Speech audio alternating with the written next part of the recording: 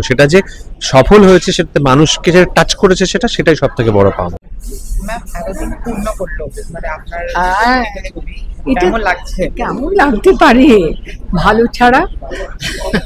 আমি বলছিলাম যে আমরা এত পরিশ্রম করে কেটে কুটে ছবিটা করলাম, খুব মন দিয়ে প্রাণ দিয়ে ছবিটা করেছিলাম। আর মেহেন্দি তো মানে কলা কুশলী ছাড়া আমি আর অঞ্জন আর পরম, আমরা তিনজনেই মানে একদম জান লড়িয়ে যাকে বলে কাজ করলাম।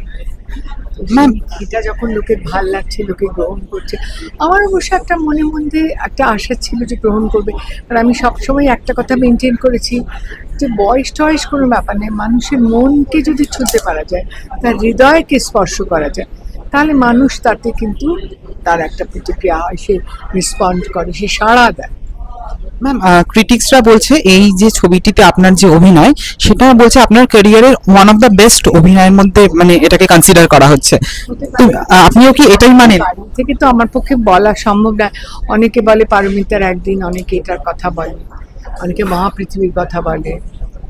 আমি আমি এটার বিচার করা আমার পক্ষে সম্ভব না। আর বাংলা সিনেমা এখন কি, মানে এই যে এই ধরনের যে সিনেমা তৈরি হচ্ছে, আপনার কি